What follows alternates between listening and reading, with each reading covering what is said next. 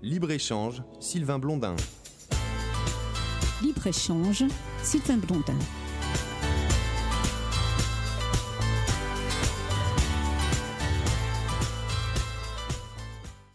Monsieur Beccard, bonjour. Merci d'accepter cette interview pour notre émission Libre-Échange. Libre-Échange qui est reprise par d'autres stations en France et notamment sur la région du Nord-Pas-de-Calais parce que justement vous êtes basé sur secteur. Vous travaillez dans la recherche, vous avez travaillé dans la recherche scientifique et justement dans tout ce qui est le domaine contamination, vais-je dire, immunologie, c'est bien ça?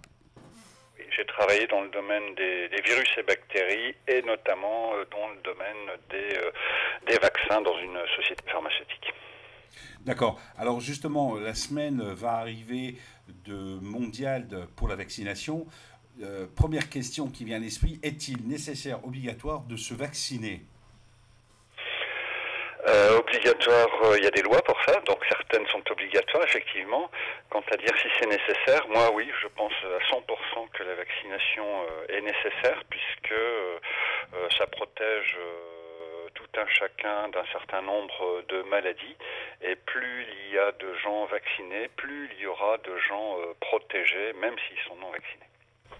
Alors aujourd'hui, on a pu constater certaines choses. Alors, exemple, dans le cadre de la grippe H1N1, où ça a été assez controversé. Alors c'est un exemple, je veux dire, qui nous reste à l'esprit, à la mémoire. Par rapport à ça, qu'en pensez-vous? Alors, pour moi, mon avis personnel sur donc la production de vaccins contre la grippe A H1N1, ces 94 millions de doses étaient tout à fait justifiés. Parce qu'il s'agit a priori d'un exercice de communication de crise grandeur nature. Ça veut dire par là que le virus de grippe A étant un virus qui se répand extrêmement rapidement dans l'espèce humaine, eh bien nous sommes capables en 4 mois de trouver le vaccin contre ce virus et d'en fabriquer 94 millions de doses. Si c'est possible avec la grippe, ce sera possible avec d'autres vaccins, moyennant bien entendu le délai de mise en évidence des antigènes pour fabriquer le vaccin. Donc c'était dans le but de rassurer la population sur la qualité et la puissance des pouvoirs publics à fabriquer des vaccins. Alors, on peut voir aujourd'hui qu'il existe certains pics de contamination dans différentes maladies au niveau mondial. Ne risque-t-on pas d'avoir un jour un pic d'une maladie type grippe espagnole qui puisse arriver aujourd'hui à surgir soudainement? Ah bah tout à fait, puisque la grippe espagnole est très lourdement suspectée d'être une grippe aviaire, donc style H5N1, mais avec un potentiel de propagation dans l'espèce humaine très très haut, ce qui a provoqué dans les années 1918 pas loin d'une vingtaine de millions de morts en Europe. Si on rapporte ce même virus en 2014 où la population européenne est de 450 millions et que tout le monde vit les uns sur les autres avec les transports en commun, etc., on peut s'attendre à une hécatombe de plusieurs dizaines de millions de morts. Ça peut aller jusqu'à 200-250 millions de morts. Donc oui, on est malheureusement par notre mode de vie confronté ou susceptible d'être confronté à des émergences très fortes de certains virus type grippal. De par la manipulation, parce qu'on voit au niveau par exemple des laboratoires, dernièrement on a entendu parler qu'il y avait des échantillons du SRAS qui se seraient perdus, mais sans aucune gravité pour les populations. N'y aurait-il pas un risque en manipulant ces virus de créer justement un virus qui pourrait se retrouver dans la nature et créer une contamination? Ah, vous voulez parler des manipulations sur les virus en laboratoire? Absolument. Donc, un risque, oui et non, parce que j'espère que les chercheurs de maintenant sont aussi clairvoyants que les chercheurs d'avant, donc c'est-à-dire qu'on sait ce qu'on fait. Donc on sait ce qu'on manipule et de la façon dont on le manipule. fabriquer des virus complets issus de laboratoires, pour moi, ça relève encore de l'utopie parce que ce sont des mécanismes biologiques extrêmement complexes. Au-delà, les mesures de sécurité, malgré l'incident qui a été noté ces jours-ci, sont telles que ces virus sont manipulés dans les laboratoires duquel, en principe, rien ne doit s'échapper. Donc ce qui vient de se passer va certainement augmenter les degrés de vigilance. Alors, fabriquer de nouveaux virus, non. Fabriquer des virus défaillants, oui, pour pouvoir étudier justement l'effet de telle ou telle protéine fabriquée par le virus. Donc c'est ce qu'on fait, hein. On démonte leur mécanisme comme si on démontait une petite voiture ou un Lego. Une question qui vient à l'esprit, la vaccination notamment des enfants ne risque pas de développer un certain autisme? C'est une question qui a été assez relevée et des études qui sont en cours. Oui, en effet, c'est un élément qui est souvent reporté par les personnes qui ne veulent pas se faire vacciner. Alors il faut savoir que par exemple qu'au Danemark, tous les enfants ont un dossier santé dans lequel on relève tous les événements santé, dont notamment la vaccination. Et donc c'est le seul pays au monde qui possède, on va dire, un historique de l'ensemble de ses citoyens, qui est bien entendu à destination des scientifiques et du corps médical. Dans les années 90, sur tous les enfants, la question a été posée, y a-t-il un rapport entre la vaccination et le risque d'autisme? Et la réponse est très claire. Les enfants vaccinés n'ont pas plus de risque que les autres à déclencher un autisme. Il n'y a aucune relation entre les deux. C'est une étude scientifique faite au Danemark. Voilà. Alors, aussi une seconde question qui vient à l'esprit juste derrière, c'est que on a vu qu'en utilisant certains adjuvants, certaines préparations, cela développerait, notamment pour la grippe H1N1, certaines maladies ou troubles neurologiques. Qu'est-ce que vous en pensez par rapport à ça? Alors, il semblerait que les troubles neurologiques donc liés à ce vaccin grippe H1N1 ne soient en fait pas liés à ce vaccin. Donc ça, ce serait une première chose. La seconde chose, c'est effectivement les adjuvants, donc ces liquides qu'on rajoute pour booster le système immunitaire à reconnaître ce qu'on lui injecte, chez certaines personnes ont des effets secondaires, connus et reconnus, plus ou moins graves. Heureusement, très rares. En fait, là où vont les scientifiques, c'est essayer de déterminer à l'avance le risque de chaque personne en connaissant justement le génotype, donc le patrimoine génétique de chaque personne, et vérifier à l'avance si elles peuvent déclencher tel ou tel risque. Mais je veux dire qu'en 2014, on avance de plus en plus vers des vaccins de plus en plus sûrs. Voilà. Nous avons un développement important de la population dans le monde aujourd'hui. Nous sommes un peu plus de 7 milliards. Il est estimé aux alentours de 2050 que nous soyons aux alentours de 10 milliards. Alors les chiffres sont un petit peu controversés, 9 milliards, 11 milliards, mais on va dire que la médiane est de 10 milliards sur la planète. N'encourt-on pas au développement de maladies infectieuses d'un côté, et de l'autre côté, de par l'utilisation des antibiotiques, de par l'utilisation des médicaments, à l'affaiblissement de l'espèce humaine? Alors, il y a plusieurs questions dans la question. Je vais essayer d'être court et simple. Bon, il est vrai que nous atteignons un nombre très important d'êtres humains, plus de plusieurs milliards, 8, 9, peut-être 10 milliards. La première chose qu'il faut constater, c'est que l'être humain s'est retiré des principes de la sélection naturelle, puisqu'on soigne très très bien, puisqu'on vit maintenant dans des univers aseptisés, du moins dans les pays développés, ce qui fait que notre espèce se retirant des processus de sélection naturelle, il est malheureusement évident que certaines faiblesses peuvent apparaître dans notre population et puissent se disséminer. Seconde chose, plus nous sommes nombreux, plus nous vivons les uns sur les autres. quelques années, on a vu des villes passer de quelques centaines d'habitants à plusieurs milliers d'habitants, quand c'est pas plusieurs centaines de milliers d'habitants. Dans ces conditions, il est clair que dans un immeuble où tout le monde appuie sur le bouton rez-de-chaussée, il suffit qu'il y en ait un qui soit atteint par exemple de gastro-entérite, tout le monde aura une gastro-entérite. Pareil dans les transports en commun, dans les cinémas, plus il y a de gens, plus on est confronté à ça. Vous avez parlé des antibiotiques, c'est vrai, c'est un grand progrès de la médecine. Le problème, c'est que les bactéries, comme elles peuvent se multiplier toutes les 30 minutes, donc leur taux de génération est excessivement important, puisque le nôtre n'est que de 20 ans, il est plus que probable que des mutants apparaissent à chaque génération pour lutter contre ces antibiotiques. Ce qui fait que nous, notre intelligence ne nous permettant que de fabriquer que quelques antibiotiques, les bactéries nous dominent très rapidement et on assiste à l'émergence de bactéries dites BMR, bactéries multirésistantes qui sont un véritable problème de santé publique, notamment dans les hôpitaux. Elles sont responsables d'un grand nombre de maladies nosocomiales. Ce sont des bactéries contre lesquelles on ne peut rien faire.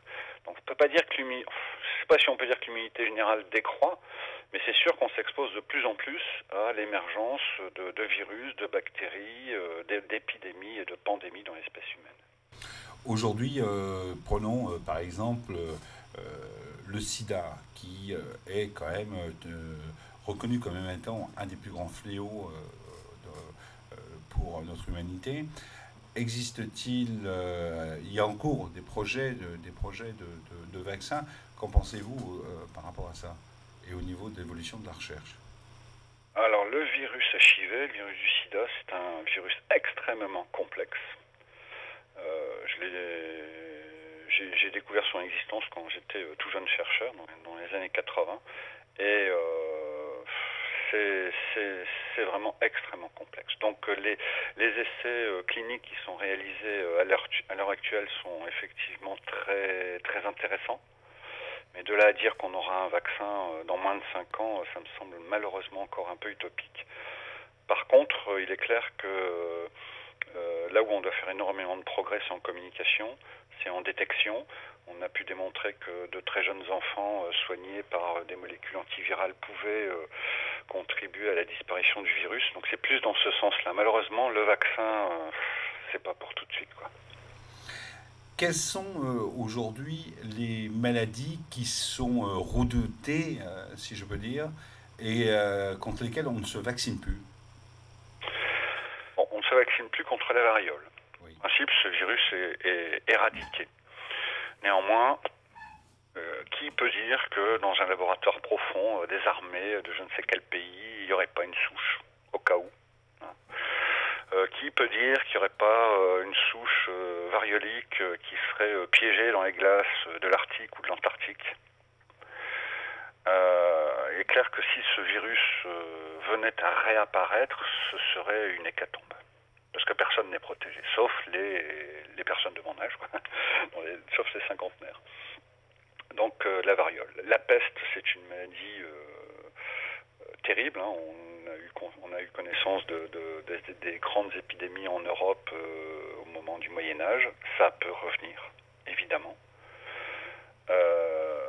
La grippe, on se vaccine, mais bon, c'est le plus grand fléau attendu, hein, la grippe. Mais bon, on a des moyens de se vacciner. Et puis, bon, après, il y a d'autres virus qui ne feront peut-être pas autant de grands ravages, mais c'est quand même Ebola, quoi. On n'a aucun vaccin contre ce virus. Il tue à 70%, si c'est pas 90%. Il ne faudrait pas qu'il arrive dans nos contrées, si tant est que ce soit possible. Alors justement, parce que vous parlez du virus Ebola, dernièrement on a pu voir aux informations qu'il y avait une personne qui avait été contaminée en région parisienne qui en est décédée.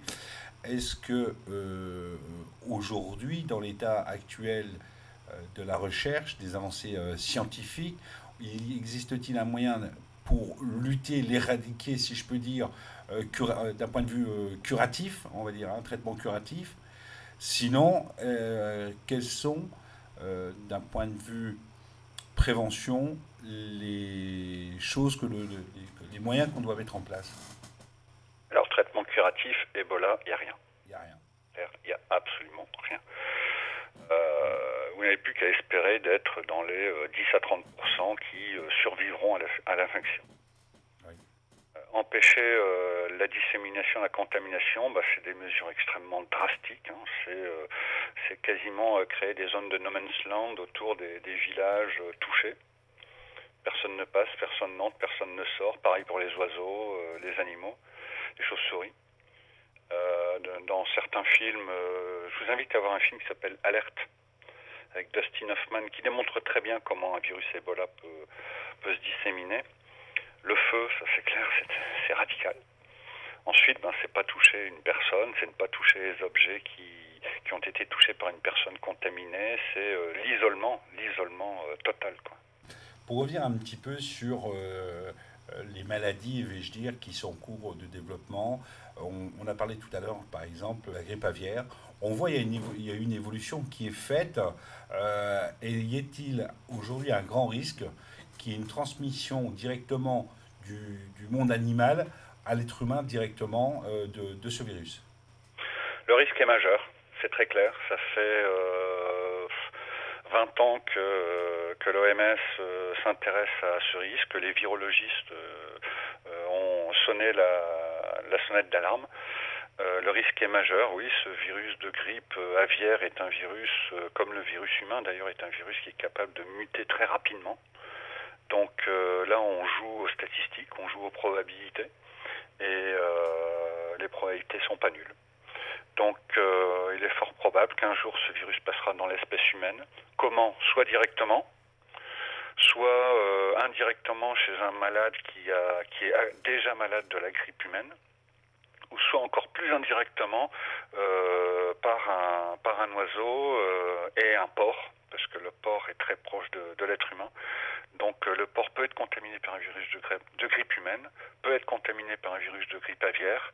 Le mélange, ça peut faire une horreur, quoi.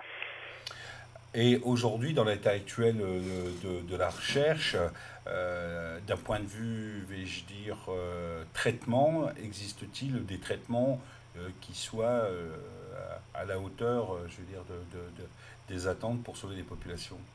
En ce qui concerne la grippe, donc là je parle dans l'état de mes connaissances, qui ne sont pas celles d'un médecin.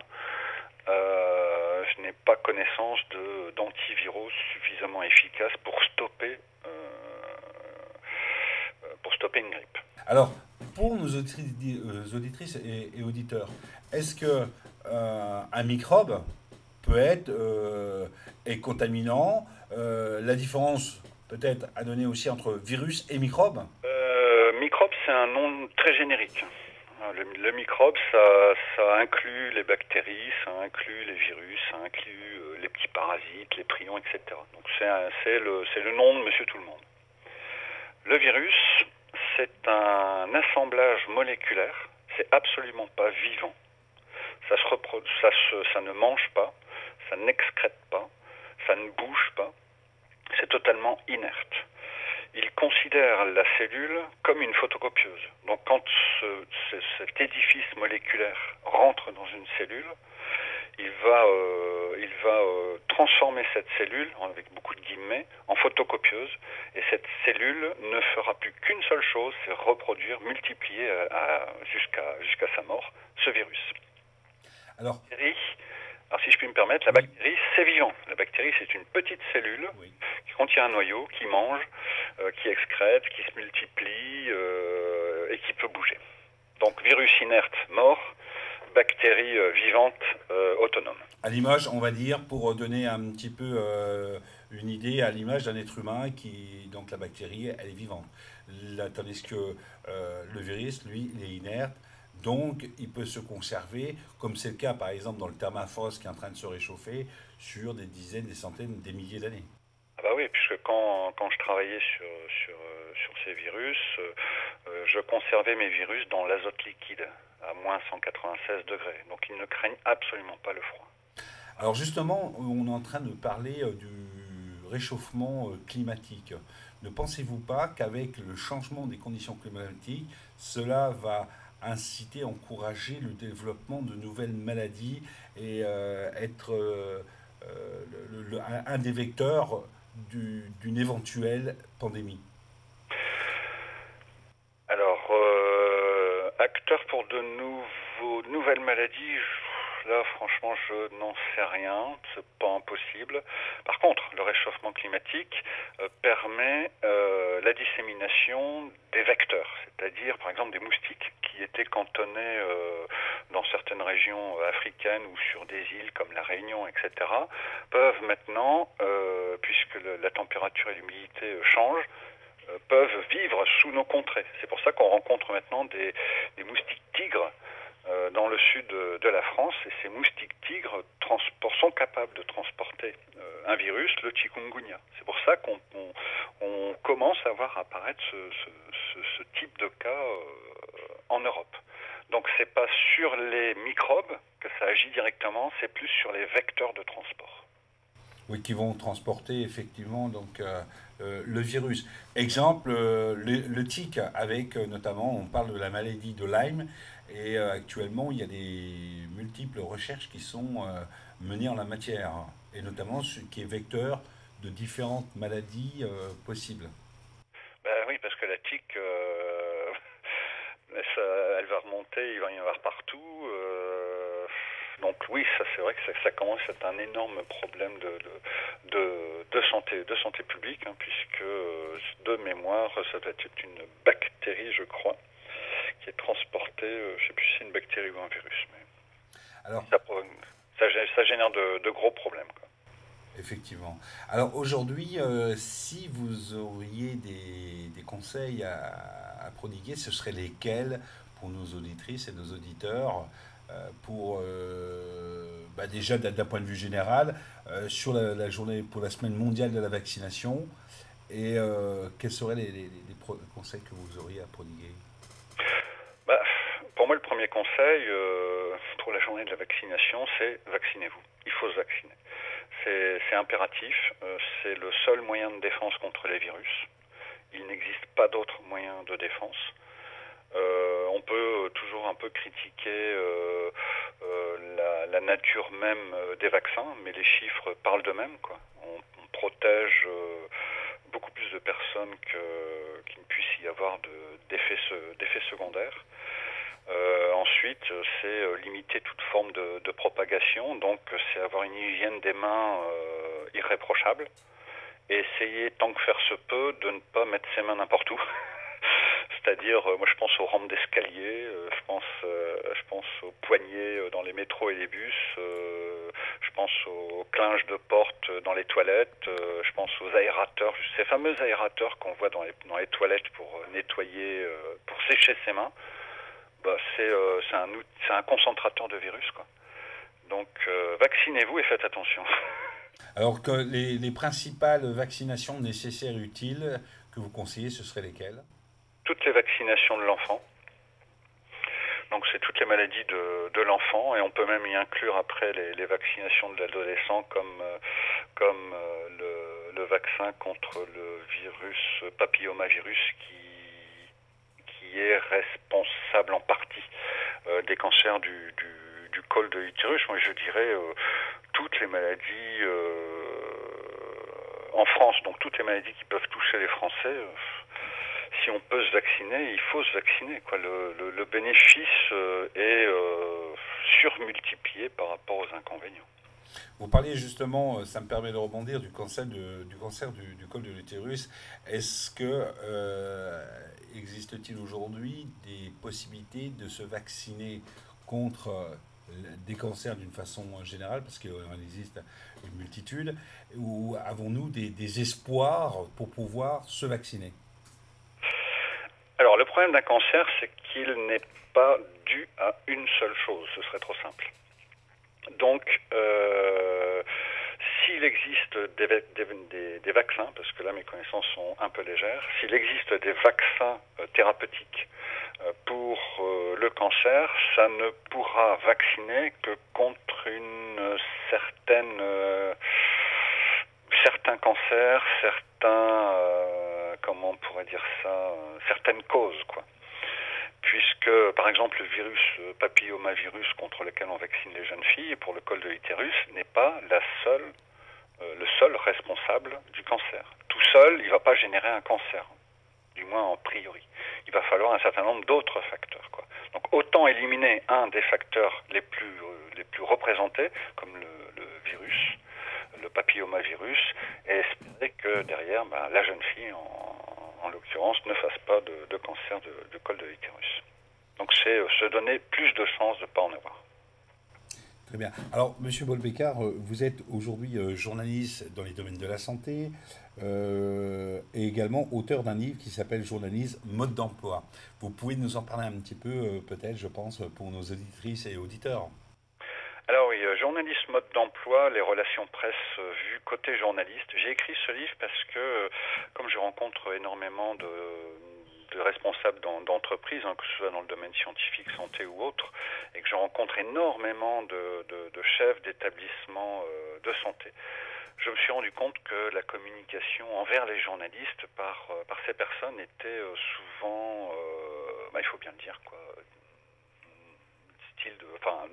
amateur, c'était digne de l'amateur. Et de ce fait, les messages qui étaient transmis aux journalistes n'étaient pas les bons. Les relations avec les journalistes ne sont pas bonnes. Et j'ai donc écrit ce livre pour expliquer comment on écrit un communiqué de presse, comment on peut recevoir un journaliste pour que ça se passe bien, ce qu'il faut dire, ce qu'il ne faut pas dire, comment préparer une interview. Donc c'est un livre sur les relations presse telles que nous les voyons, les journalistes, sur un ton très journalistique, donc très très très amusant, sans pour autant, il n'y a aucune langue de bois en fait dans ce livre. Donc voilà, ça s'appelle Journaliste, mode d'emploi. Personnellement, j'ai pu parcourir votre ouvrage et justement, je le recommande vivement. Alors, il y a un site également qui est www.paulbécart, PAULBECQUART.fr, sur lequel justement on va pouvoir retrouver, parler de votre ouvrage et aussi un ensemble d'informations et de références que vous soumettez au public. Oui. Monsieur Paul-Bécart, merci beaucoup, et pour nos auditrices et auditeurs de notre émission Libre-Échange, et à très bientôt. Je vous remercie beaucoup. Au revoir. Libre-Échange, Sylvain Blondin. Libre-Échange, Sylvain Blondin.